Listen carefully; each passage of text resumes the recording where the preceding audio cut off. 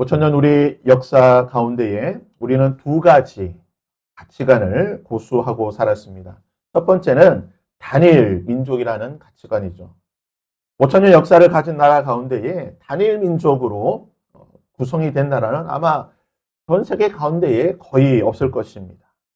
옆 섬나라 일본, 섬이라는 특수성이 있기 때문에 뭐 예외겠지만 우리나라처럼 대륙에 접해 있는 이런 반도 안에 있는 나라가 수백 년 동안 수백 번의 이 외부의 세력에 침입을 받았음에도 불구하고 단일 민족으로 유지된다. 참 대단한 것이죠. 또 하나의 가치관은 대가족 중심의 문화입니다. 5천년 역사 가운데에 우리나라는 기본적으로 2대 또는 3대가 함께 한 집안에 거주하는 형태로 지내왔습니다. 할아버지, 아버지, 아들. 보통 이렇게 3대가 한 가족으로 시족 중심의 사회를 이루며 살았다는 것입니다. 이런 유구한 5천년의 역사와 문화가 불과 3, 40년 만에 급격하게 바뀌었습니다. 2025년 말 기준으로 우리나라에 체류하는 외국인이 약 278만 명, 전체 인구의 5.4% 정도가 됩니다. OECD 기준, 우리가 보통 이제 OECD 기준을 많이 통계로 삼게 되는데요. OECD 기준으로 보통 한 5% 정도 외국인이 함께 거주하게 되면 더 이상 단일 민족이 아니다라고 보게 됩니다. 인근에 위치한 안산이나 또는 시흥 같은 그런 공단 지역에 가면요. 이제는 한국인보다 외국인이 더 많습니다. 초등학교를 가더라도 다문화 아동들이 더 많이 있는 것을 보게 되는 것이죠. 1960년대 이후 산하 제한 정책으로 우리나라는 이제 4인 가족, 소위 말하는 이제 핵가족의 사회가 수십 년 동안 지속이 되었습니다. 이제는 더 이상 핵가족이 아니라 1인 가족의 사회가 되었죠. 2025년 기준으로 우리나라 전체 인구의 36%가 1인 가족입니다.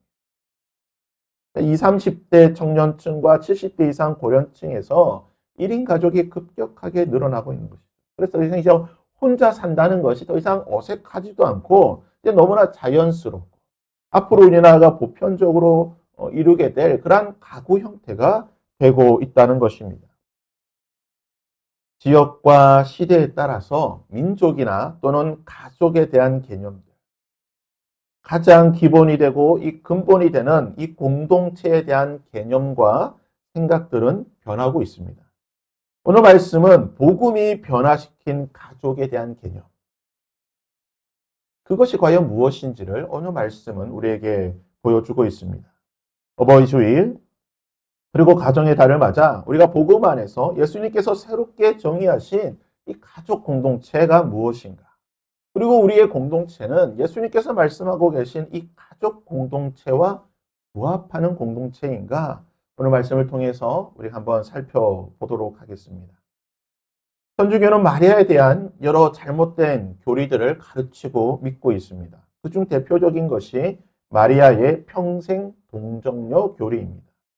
성경은 마리아가 동정녀로 임신하였다. 즉 요셉과 성관계가 없이 성령의 능력으로 예수님을 임신하고 낳았다고 말하고 있습니다. 그래서 우리가 고백하는 사도신경이나 니케아 신경 또는 여러 신경과 고백서를 보게 되면 동정녀 마리아에게서 태어나셨다라고 고백을 하고 있습니다. 이것은 우리 개신교회도 믿고 고백하는 내용인 것입니다. 하지만 천주교는 여기서 한 걸음 더 나아가서 예수님께서 마리아가 예수 그리스도를 잉태하기 전 때도 동정녀였지만 예수 그리스도를 낳을 때 그리고 낳고 난 이후에도 평생 동안 동정녀 처녀였다고 가르칩니다. 예수님을 낳기 전에 동정녀였다는 것은 이해가 가지만 예수님을 낳거나 또는 낳은 이후에도 요셉과의 부부 관계가 없이 평생 동정녀, 처녀로 살았다. 이것이 오늘날 천주교가 가르치는 마리아에 대한 교리입니다.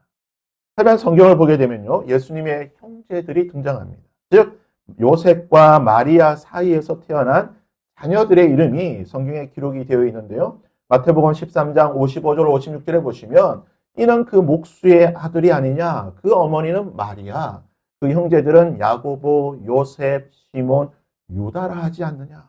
그 누이들은 다 우리와 함께 있지 아니하냐라고 말하고 있습니다. 예수님의 남자 동생들의 이름 야고보, 요셉, 시몬, 유다. 모두 4명의 남동생이 있습니다. 여동생도 있는데요. 그 이름은 언급하지 않지만 누이들이라고 해서 적어도 2명 이상 이 복수의 형태를 취하고 있습니다. 본문의 말씀도 보면요. 예수님의 가족들, 예수님의 동생들에 대해서 분명히 기록하고 있습니다. 그때에 예수의 어머니와 동생들이 와서 밖에 서서 사람들을 보내어 예수를 부르니 무리가 예수를 둘러 앉았다가 여쭤오되 보소서 당신의 어머니와 동생들과 누이들이 있습니다. 예수님은 어느 날 갑자기 하늘에서 뚝 떨어진 존재가 아니라는 것이죠. 동정녀 마리아를 통해 이 땅에 인간의 몸으로 태어나셨습니다. 그리고 인간의 문화와 제도 속에서 예수님을 생활하셨다는 것입니다. 즉 예수님은 다른 사람들처럼 가족이라고 하는 이 가족 공동체 안에서 부모, 형제와 함께 생활을 하셨다는 것입니다. 고대 로마, 헬라 사회는 평균적으로 가족이 몇 명이나 되었을까요? 지금처럼 정확한 통계나 또는 데이터는 없지만 이집트에서 발견된 이 인구조사 파피루스, 이집트는 이제 기록을 많이 했기 때문에 인구조사를 한 파피루스가 남아있는데요. 이 자료에 따르면 평균적으로 한 4.5명에서 5.5명, 그러니까 많이 잡아서 한 6명 정도 되는 그런 수준이었다고 말합니다. 그보다 더 많았지만 유아 사망률이라든지 여러 가지 요인에 따라서 평균적으로 4.5에서 5.5명 사이가 한 가족의 구성원이었다고 말합니다. 하지만 유대인들은 로마나 헬라인보다 가족 구성원이 더 많았습니다. 시편 127편 3절에서 6절까지 보면요. 이렇게 성경은 기록합니다. 보라, 자식들은 여호와의 기업이요 태의 열매는 그의 상급이로다. 젊은 자의 자식은 장사의 수중의 화살 같으니 이것이 그의 화살통에 가득한 자는 복되도다. 성경에서 유대인들은 자녀가 없는 것은 하나님의 심판이고 하나님의 저주라고 생각했습니다. 그래서 자녀가 많다는 것은 하나님께서 나를 그만큼 사랑하여 주시고 나에게 많은 은혜와 복을 주셨다는 것으로 이해를 했던 것입니다. 그래서 유대인들은요, 할 수만 있으면 많은 자녀를 낳고 살았습니다. 요셉과 마리아 역시 당시 이런 유대의 문화 속에서 살았기 때문에 적어도 6명 이상의 자녀를 낳고 8명 이상의 대가족이 함께 한 집에서 지내며 살았던 것입니다. 여기까지가 우리가 기본적인 예수님의 가족에 대한 이해이고 이 개념을 가지고 이 생각을 가지고 오늘 본문의 말씀을 계속해서 한번 보도록 하겠습니다. 오늘 말씀 31절은 이렇게 시작합니다. 그때에 예수의 어머니와 동생들이 와서 밖에 서서 사람들을 보내 예수를 부르니 그때에 즉 어떤 일이 있고 난 뒤에 예수님의 어머니와 동생들이 와서 예수님을 만나려고 했다는 것입니다. 그렇다면 그때 어떤 일이 있고 난 뒤에 이런 일이 있었을까? 그때라고 하는 이 어떤 일은 과연 무엇일까요? 마가복음 13장의 배경은요, 갈릴리 지역입니다. 그래서 이 본문의 배경도 갈릴리 어느 한 지역에서 일어난 사건입니다. 예수님은 갈릴리 여러 지역을 두루 다니시며 천국 복음을 전파하시고 병자들을 고치시고 귀신들을 쫓아내시며 많은 기적들을 행하고 계셨습니다. 그리고 갈릴리 호수를 병풍처럼 둘러있던 여러 산들 중에 한 산에 올라가셔서 12제자를 부르시게 됩니다. 어떤 자가 12제자로 세워지게 되었느냐? 마가복음 3장 13절에 보면요. 또 산에 오르사 자기가 원하시는 자들을 부르시니 나온지라. 그러니까 예수님께서 원하셨던 자를 예수님께서 부르시고 12제자로 세웠다는 것입니다. 이 당시에 예수님에게는 큰 무리가 예수님을 따라다녔다고 말합니다. 그들 중에는 똑똑한 사람도 있었고요. 돈 많은 사람도 있었을 것이고 젊은 사람, 재주가 많은 사람, 말 잘하는 사람, 지위가 높은 사람, 건강한 사람, 인격이 좋은 사람 아마 각양각색의 다양한 종류의 사람들이 있었을 것입니다. 이 여러 종류의 사람들 중에서 예수님께서는 자기가 원하는 자들을 부르셨다고 성경은 말하고 있고 그들 중 그 12명이 예수님께 나와서 제자가 되었다라고 말합니다. 헬라어 본문을 보게 되면요. 자기가 원하는 자를 부르셨다. 자기가 원하는 자라고 하는 이 단어를 헬라어로는 에셀렌이라고 하는 단어를 쓰게 되는데요. 이 말은 이제 원하다라고 하는 이게 셀로라고 하는 단어에서 오게 된 미완료 형태입니다. 헬라어의 그 미완료 용법은 여러 가지 용법이 있는데 그 중에서 한 가지는 무언가 지속적으로 행동을 할 때에 그 지속되는 행동이 행동하는 사람의 의지나 어떤 주권이 강권적으로 개입이 되어 있는 그러한 행동을 지속적으로 할 때에 이 미완료 용법을 쓰게 됩니다. 그러니까 지금 예수님께서는 제자들을 부르시는데요. 계속해서 제자들을 부르고 계시다. 예수님은 제자를 계속해서 부르시는데 누가 요청해서 또는 누군가가 강권해서 또는 억지로 시켜서 제자를 부르신 것이 아니라 예수님은 주권적으로 예수님이 의지적으로 제자들을 부르셨고 부르고 있다는 것입니다. 이 개념을 지금 머릿속에 한번 잘 넣어두시고 그렇다면 예수님께서 이제 부르셨다라고 하는데요. 이 부르셨다라고 하는 것은 헬라어로 이 중간태 동사를 쓰고 있습니다. 그러니까 방금 전에는 이게 원하셨다라고 하는 동사는 미완료 형태고 이제 부르셨다라고 하는 것은 중간태 용법인데요. 헬라어로 중간태는 아주 특별합니다. 그러니까 능동태와 수동태 중간전의 형태인데 중간태는 주로 어떨 때 쓰게 되냐? 동작의 결과가 이 동작을 일으켰던 사람에게 영향을 미칠 때 중간태를 보통 쓰게 됩니다. 그래서 지금 예수님께서 제자를 부르시는데 이 부르시는 것은 누구를 위해서 부르셨느냐? 예수님 자신을 위해서 불렀다. 다른 사람들을 위해서 제자를 부르신 것이 아니라 또는 다른 공동체를 위해서 부르신 것이 아니라 예수님 자신을 위해 예수님을 위해서 12제자를 부르시고 특별한 목적을 위해서 그들을 부르셨다는 것이 이 헬라어 동사 속에서 보이는 뜻이 되는 것입니다. 예수님은 큰 무리 가운데에 예수님은 스스로 12명을 지명하여 부르셨고 자신을 위해서 예수님 자신을 위해서 예수님 곁으로 이들을 부르셨습니다. 그렇다면 수많은 사람들 중에 어떤 이유와 목적을 가지고 예수님은 12명을 부르셨고 또 부르고 계시는 것일까요? 오늘 말씀 31절에서 35절까지가 그 목적에 대해 설명인 것입니다.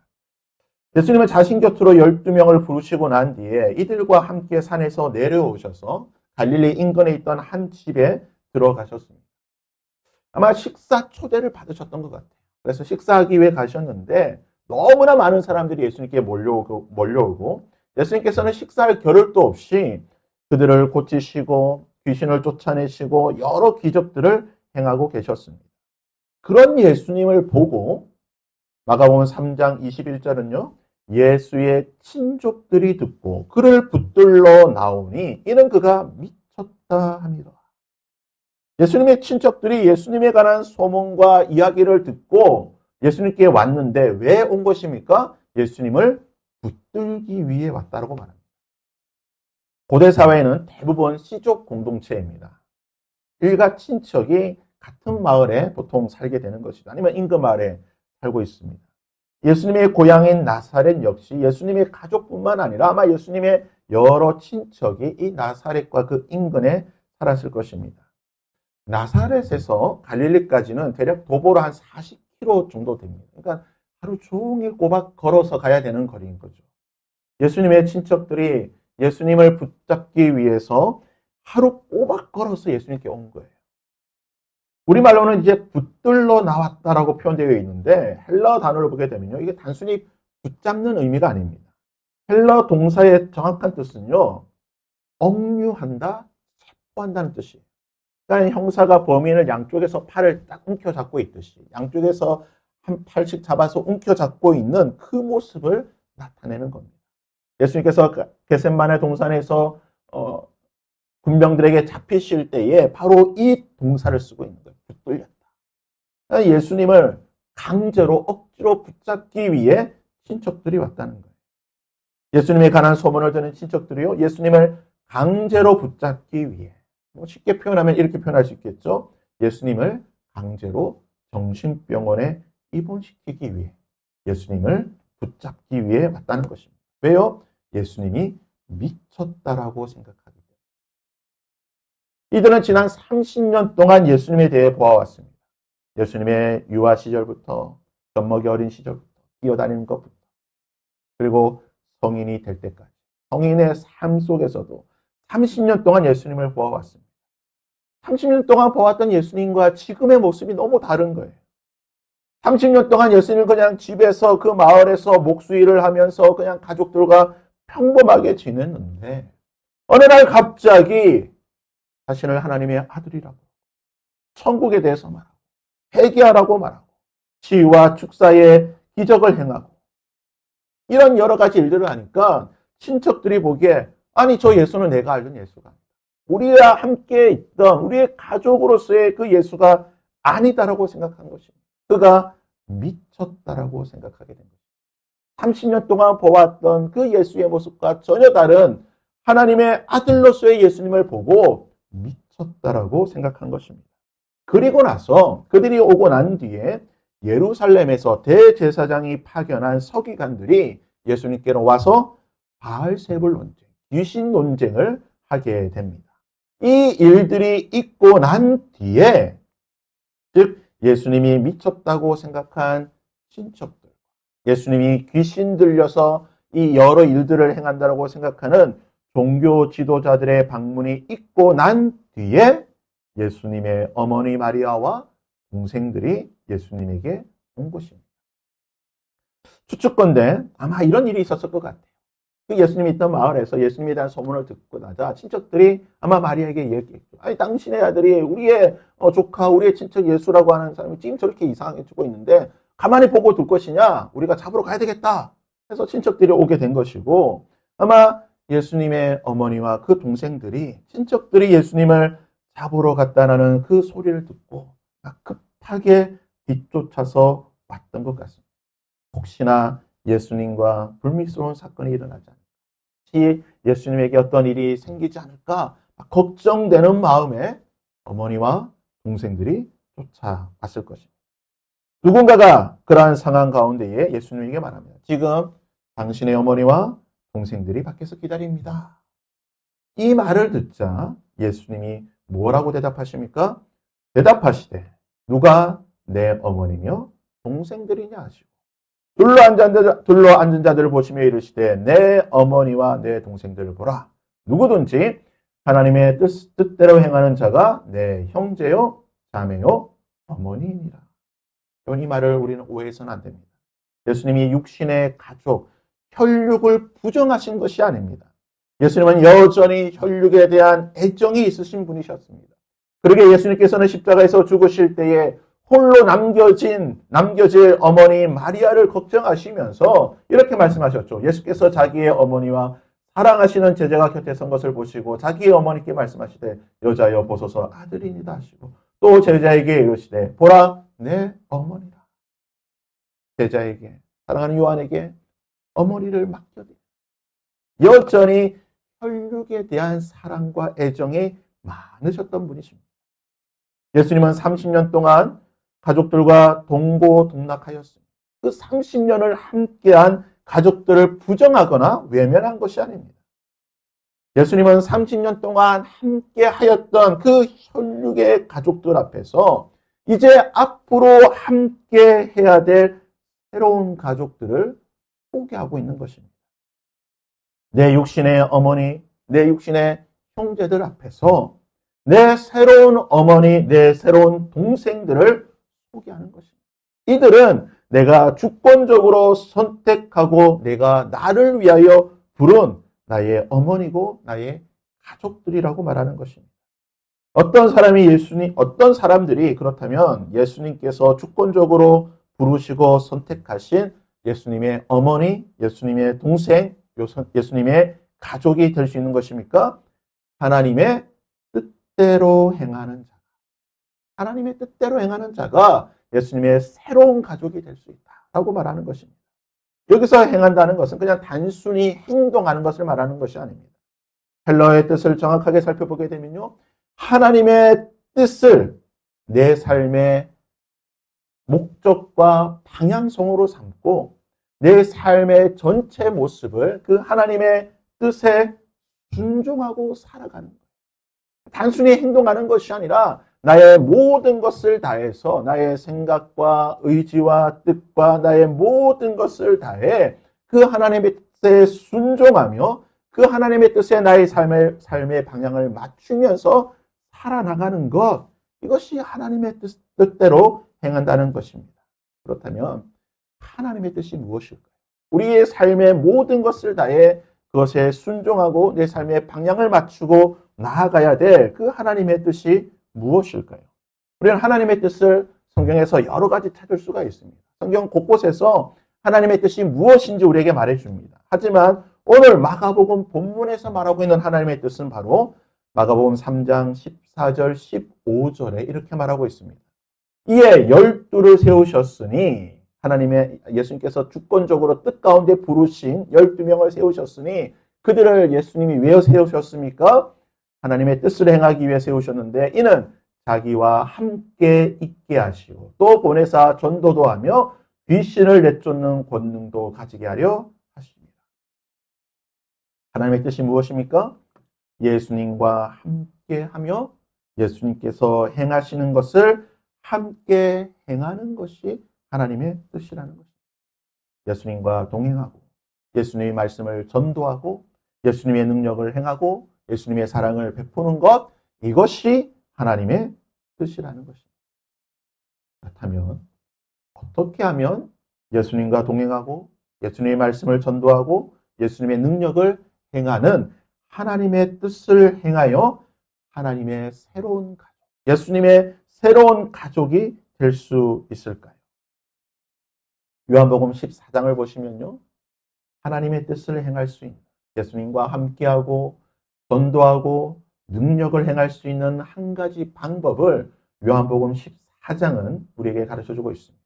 예수님의 말씀입니다. 내가 진실로 진실로 너희에게 이르노니 나를 믿는 자는 내가 하는 일을 그도 할 것이요 또한 그보다 큰 일도 하니니 이는 내가 아버지께로 감이라. 내가 아버지께 구하겠으니 그가 또 다른 보혜사를 너희에게 주사 영원토록 너희와 함께 있게 하리니 그는 진리의 영이라. 세상은 능히 그를 받지 못하나니 이는 그를 보지도 못하고 알지도 못함이라. 그러나 너희는 그를 아나니 그는 너희와 함께 거하시며 또 너희 속에 계시겠음이라. 보혜사 곧 아버지께서 내 이름으로 보내실 성령 그가 너희에게 모든 것을 가르치고 내가 너희에게 말한 모든 것을 생각나게 보혜사 성령 하나님이 함께 하시고 예수 그리스도께서 보내어 주시는 성령 하나님을 받게 되면 하나님의 뜻을 행하게 된다는 겁니다. 보혜사 성령님과 함께하면 예수 그리스도와 함께하는 것이고 보혜사 성령님이 그 안에 계시면 예수님이 행하셨던 모든 것을 행할 수 있게 되는 예수님의 새로운 가족이 될 수 있다라고 말하는 것입니다. 그런데요, 이 비밀은 예수님께서 그냥 갑자기 하신 말씀이 아닌 것입니다. 이미 수백 년 전에 선지자 요엘을 통하여 말씀하셨던 그 예언의 말씀인 것입니다. 요엘서 2장입니다. 그 후에 내가 내 영을 성령을 만민에게 부어주리니 너희 자녀들이 장래일을 말할 것이며 너희 늙은이는 꿈을 꾸며 너희 젊은이는 이상을 볼 것이며 그때 내가 또 내 영을 성령을 남종과 여종에게 부어줄 것이며 내가 이적을 하늘과 땅에 베풀리니 곧 피와 불과 연기 기둥이라. 마지막 말세에 내 영을 하나님의 영 성령을 만민에게 부어줄 것인데 그를 통하여서 너희의 자녀들이 장래일을 말하게 될 것이고 너희의 늙은이들 부모들이 꿈을 꾸게 될 것이고 너희의 젊은이들이 청년들이 이상을 보게 될 것이고 너희들과 함께하는 모든 자들이 하나님의 기적을 행하게 될 것이다. 성령 하나님이 우리에게 임하시게 될 때 우리에게는 새로운 가족의 공동체가 새로운 믿음의 공동체가 세워지게 될 것이고 이를 통하여서 우리는 하나님의 일을 하나님의 뜻대로 행할 수 있게 된다는 것입니다. 사랑하는 여러분, 예수님은 지금도 하나님의 영, 성령을 부어주시고 새로운 가족을 만들고 계십니다. 자기가 원하는 자들을 부르신다고 말씀하셨습니다. 그때도 원하신 자들을 부르셨고 지금도 원하는 자를 부르고 계시고 미완료 형태죠. 앞으로도 원하는 자를 부르실 것입니다. 예수님은 주권적으로 자신이 원하는 자를 부르시고 그 부르신 자들에게 성령을 부어주실 것이고 성령이 임하는 자들마다 하나님의 새로운 가족으로 하나님의 새로운 공동체로 하나님의 뜻과 하나님의 능력을 행하게 된다는 것입니다. 그러게 성경은 이렇게 우리에게 말하고 있는 것입니다. 에베소서 2장에 이는 그로 말미암아 우리 둘을 한 성령 안에서 아버지께 나아감을 얻게 하려 하십니다. 그러므로 이제는 너희는 외인도 아니요 나그네도 아니요 오직 성도들과 동일한 시민이요 하나님의 본소 가족이라. 너희도 성령 안에서 하나님이 거하실 초소가 되기 위하여 그리스도 예수 안에서 함께 지어져 가느니라. 19세기 초 인도 선교의 아버지 윌리엄 캐리가 세운 세란포르 공동체에는 아주 놀라운 일이 일어났습니다. 복음이 전해지게 되자, 예수 그리스도의 복음이 전해지자 카스트 제도 하에서 평생 동안 서로를 짐승보다 못하게 여기거나 신처럼 떠받치던 이들이 한 자리에 모이기 시작했습니다. 가장 감동적인 장면은요, 성찬식에서 있었습니다. 최상위 계급이라고 할 수 있는 브라만 출신들의 사람과 최하위 불가촉 천민이라고 봐서도 안 되는 사람들, 아주 비천한 이 탈리트 출신의 회심자가 예수 그리스도 앞에 그 성찬식 앞에 한 자리에 앉아 나란히 앉아 하나의 잔과 하나의 떡을 먹고 마시는 은혜의 공동체가 된 것입니다. 이것은 당시 인도 사회에서는요 미친 짓이었습니다. 가문에서 영구히 제명당하고 죽을 수 있는 범죄였습니다. 하지만 그들의 고백이 이렇게 남아 있습니다. 우리는 이제 카스트의 혈통이 아니라 예수 그리스도의 보혈로 맺어진 한 가족입니다. 세상의 족보가 끊어진 그 자리에 하나님 나라의 새로운 가족의 족보가 세워진 것입니다. 바로 오늘 말씀에 말씀하신 것처럼 하나님의 뜻대로 행하는 성령 안에서 하나님의 은혜의 뜻대로 행하는 그 사람이 내 형제요 내 어머니라고 하는 예수님의 말씀의 능력이 실제적으로 그들 가운데 임했던 것입니다.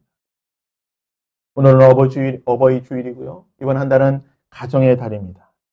우리는 두 집 살림을 하는 사람들입니다. 우리는 두 가족이 있는 자들입니다. 육신을 따라 혈육의 가족이 있습니다. 그리고 성령을 따라 믿음의 가족이 있는 자들입니다. 우리는 하나를 위해 다른 하나를 소홀히 하거나 또는 멀리해서는 안 됩니다. 예수님의 말씀처럼 이것도 행하고 저것도 행해야 하는 것입니다. 우리는 성령 안에서 우리의 혈육의 가족과 믿음의 가족을 함께 사랑하며 섬겨야 할 것입니다. 하나님은요, 우리에게 주신 이 두 가족, 혈육의 가족과 믿음의 가족이 성령 안에서 한 가족이 될 수 있기를 바랍니다. 우리가 말씀 전에 기도했던 것. 하나님 나의 혈육의 가족이지만 아직 믿음의 가족이 되지 못했던 자들이 있다고 한다. 하나님 주님 안에서 성령 안에서 한 가족이 되게 하여 주시옵소서. 이 5월 가정의 달 우리가 어떠한 선물보다 이 믿음의 선물, 가족의 선물을 받는 자가 되게 하여 주셔서 저 천국에서 영원히 한 가족으로 살 수 있는 은혜가 있게 하여 주시옵소서. 이러한 은혜가 저와 여러분에게 있기를 주님의 이름으로 부탁드립니다. 함께